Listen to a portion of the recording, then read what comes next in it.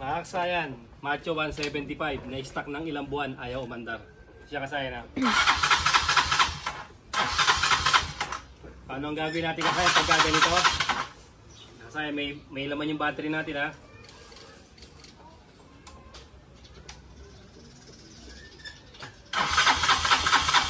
Kahit sakit kasayan o.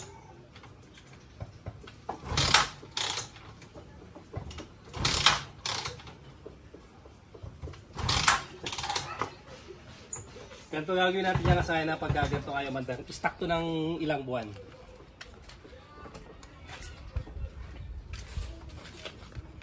Huwag muna tayo pupunta sa wirings niya. Tingnan muna natin yung ating ano. Pwede rito kasayan na, pwede rito. Pwede rin bunutin yung ano. Yung ating spark plug. Ito siya wa. Tapos start natin. Tingnan natin kung may kuryente. Ito siya kasayan ha. Napakalakas ng kuryente. Pwedeng ganyan kasayan na pwede rin tatanggalin tong ano. Para ma-check nyo rin yung inyong spark plug kung madumi. Kung punong-puno ng mga carbon deposit.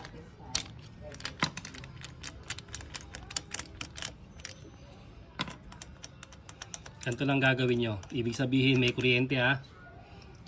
Okay yung spark plug natin malinis.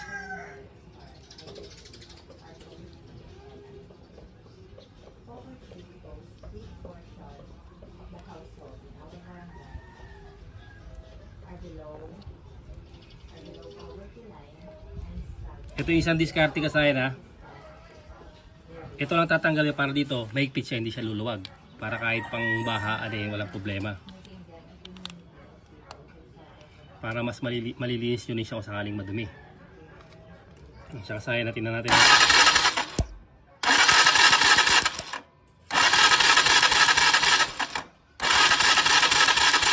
Malakas ang kuryente kasayan ha. Tapos siyempre, checkin natin yung gasolina. Baka mamaya kaya hindi umandar. Wala naman palang ano. Wala naman palang gas.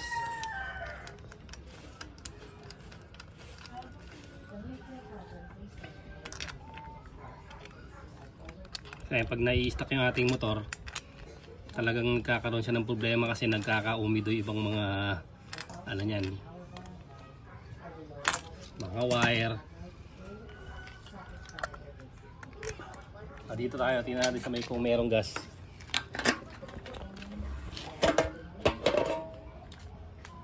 Yan natin kung meron ha. Meron ka bang nakikita? Meron po. Yan. Okay, meron ha. Merong gas. Tapos ganito gagawin nyo. Ito ganito gagawin nyo ha. Bubuksan nyo to. Kasayan na buksan nyo to kasi hindi katulad ng mga carburetor dati. Mga TMX 155 matitindi yung carburetor.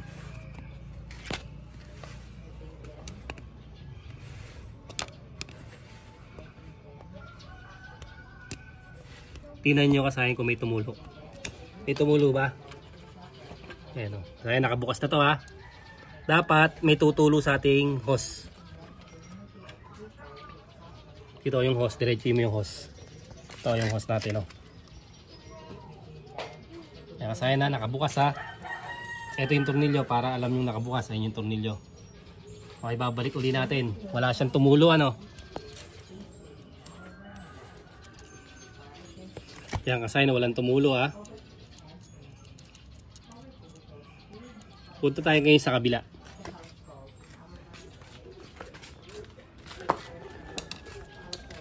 Papatayin natin to. Tapos titingnan natin yung hose kung may tumutulo dito. Kasi kung walang tumutulo dito, kung barado yung tangke, talagang hindi pupunta sa carburetor yung ating ano, ating gasolina. Ayun siya ha.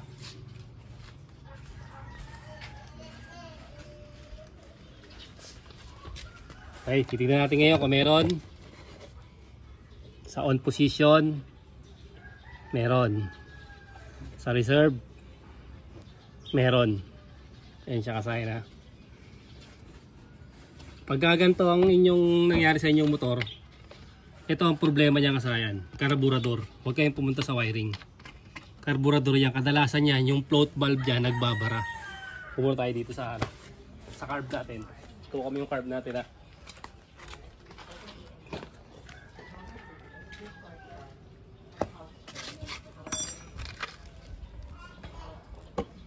Kadalasan sakit niya kasayan, float valve. Barado. Hindi nakakatawid yung hindi nakakatawid yung gasolina. Ito siya ba? Yan. Tatanggalin muna namin ito kasayan ha. Babalikan namin kaya para mabilis lang tayo. Ito kasayan natanggal na natin oh. Meron siyang 3 tornilyo ha.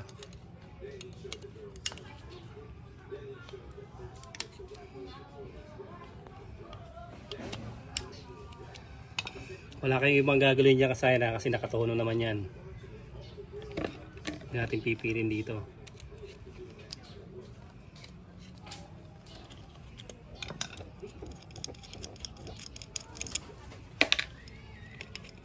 Tsaka pansinin nyo magkaiba yung kulay niya oh. Hindi ganun kaganda ang karburador ng 175. Pagdating dito tsaka dito, iba kulay.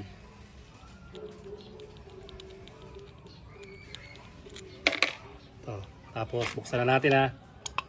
Ito na siya. Pansinin nyo. Madumi. Siya ba? Huwag yung babasahin ng ng gasolina. Dito lang tayo maglilinis sa loob na to. Tapos ito yung float valve. Dito lang tayo penetrate sa float valve na to. Siya ba? Ito, bunutin natin to. Pataob to ha. Pansinin nyo pataob tong paglagay ha. Yan ang laging tatandaan nyo yung pag yan. Yan siya. Tanggal na natin ha. Yan. Dito tayo sa may float valve. Ito malinis dito. Pagdating dito, yun madumi. Dito tumutulo yung hindi nagtutuloy-tuloy yung kanyang yung gasolina. Siya. Tatry natin ngayon kung diretso siya. Dahil sa kabila.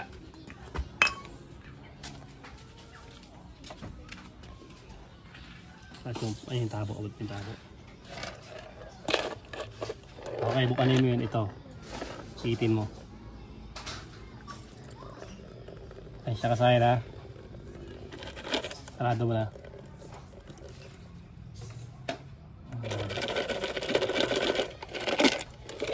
Ito kasayan ang lilinisin natin dyan. Tsaka ito yung float valve nya. Yan. Ito kadalasan niya no. Nalalagyan to ng dumi. Pag dumiretso yung gasolina na ganoon, maganda. Okay siya. Wala tayong carb cleaner, ito lang ginagamit natin dyan. Tingnan natin kung dumidiretso sa loob. Yun. Pansinin nyo ha.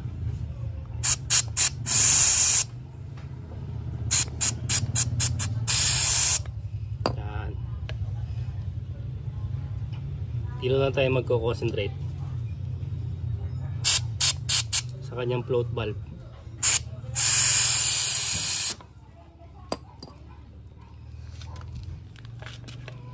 Hindi na tayo mag-ano sa iba. Tutukan mo tong na to, pinakabutas na to.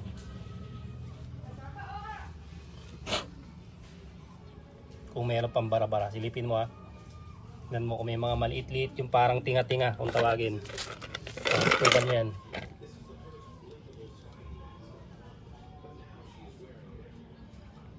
Ano? Wala na to. Wala na.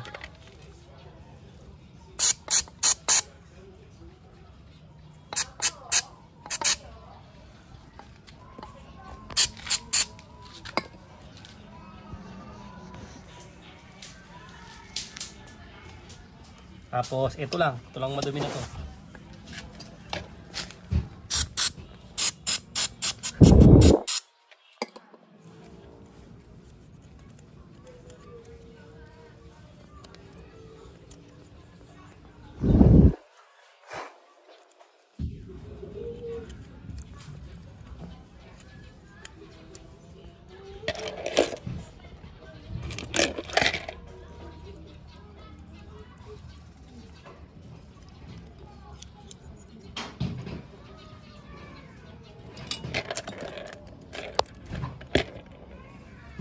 Kaya na. Tapos ang gagawin natin dyan, kung tinanggal natin ang tornilyo, spray tayo dyan. Kung lalabas yung kanyang ano, yung pinagbabarahan.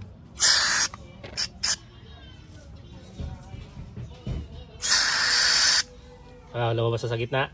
Ayan, Apo.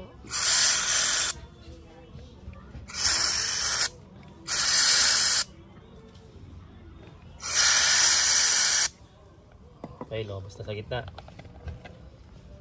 Sabihin okay, tumatagos na dun sa may kanyang ano, yung anawan ng gas, yung di tumutulo kanina. Yung pag nag-o-over ano, pag overflow, dyan dumadaan yung ano. Kasi ito siyempre silipin natin yan kung merong dumi. Check. Meron. Wala to. Kailangan yan sure ball, silipin mo mabuti yan. Kung merong mga ano-ano, dumi-dumi. Ganyan lang, simple lang ano natin. Huwag hindi tayo pumunta sa iba. Tapos, pinisa lang natin sa gasolina. Gasolina natin. Ayun to.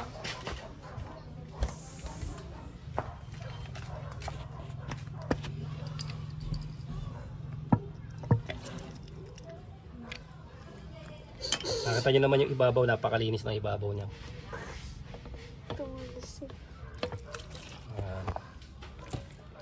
Ang linis yan. Tapos babalik na natin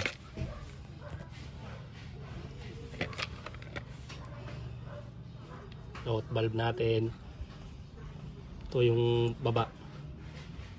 Float valve, sabit nyo rito. Yan pasok nyo to. Yan, pag ganyan ang lagay yan, hindi pwedeng baliktad. Tapos yung ano natin, yan. Tapos tong ano, para dito sa may ating ano, overflow.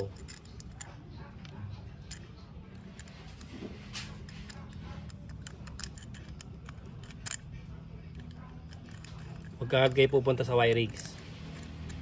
Malaki ang kinalaman ng carburetor sa andar ng ating motor. Sana. Tapos madali naman yan, ayun, may marka. Hindi naman kayo magkakamali dyan ng paglalagay.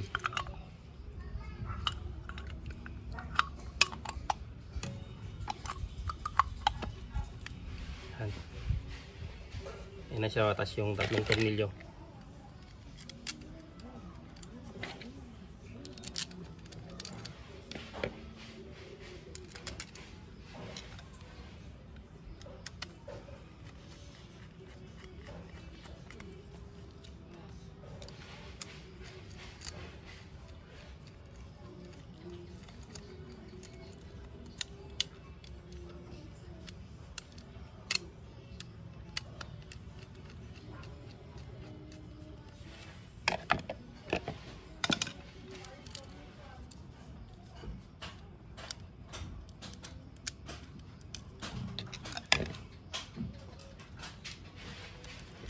Ba, hindi natapat yung isa ba? Huwag nyo lang ulihin dalawa.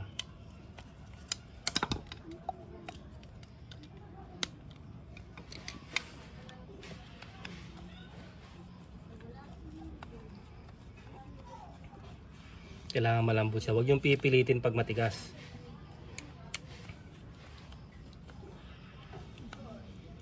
Tapos yung tamang higpit lang. Para kung sakaling magbukas kayo, sakto lang. Kasi pwede mahigpit na mapipigang-piga kaagad yung kanyang mga oil seal. Yung mga ganito, yung mga ano, O-ring. O-ring pala yung O-ring. Siya na. Tapos dito lang naman medyo maselan. Tingnan nyo sa loob. Yan. Ito yung maliit. Yung maliit hanggang dulo, ito yun Diyan tatama yun. Tapos ito sa kabila, yung nasa unahan, tatapat nyo rito sa mahaba, sa dire-diretso. Tapos itong ano na to, tapat ng ano nito, ito yun yung maliit. Tingnan nyo. Pag pinasok natin dire-diretso yan, huwag nyo kagad siya itutugin nyo. Kailangan nakapasok na ganyan. Siguraduhin nyo muna. Ayun na mo yung ano, revolution mo. Saglit. Tatakpan ko lang mga maayos. Okay, sige. Okay. Okay, hindi pa. Alam nilang bumabalik. Okay, mabalik na yan. Tumutunog na. Okay, kakabit namin ito kasaya. Babalikan namin kayo. Kaya kasaya na, ikabit na natin. I-testingan natin ngayon siya. Buhayin natin yung yung gas ha. Yan. Yan. Pabuhay na yung gas. Ton, tumutulo. Uy, tayo mo. Tayo mo na kagad. Wala nakasuksok. Ang ating gagano, papatayin mo na kagad para hindi siya naman hindi na ipasok yung ating hose. Yan. Sabi na. Tapos tatry natin ngayon kung diretso na yung ating gas. Ito natin, nakalabas na yun na natin ha. Dapat dumiretso yung gas dyan.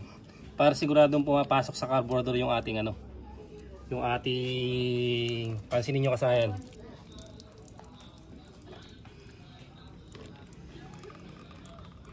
Okay na kasayan tumulo na.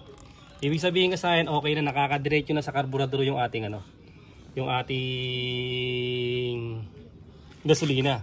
Isa pa.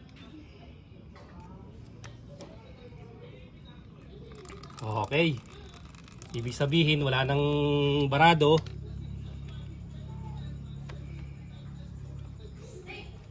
Pag wala nang barado, ibig sabihin gagana na ang ating motor niyan.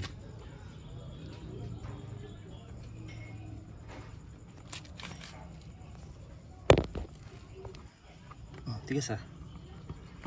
Dito na lang muna natin. Okay. Testing na natin kung ano naging resulta. At saka sana pansinin nyo kasayan. Okay na kagad siya.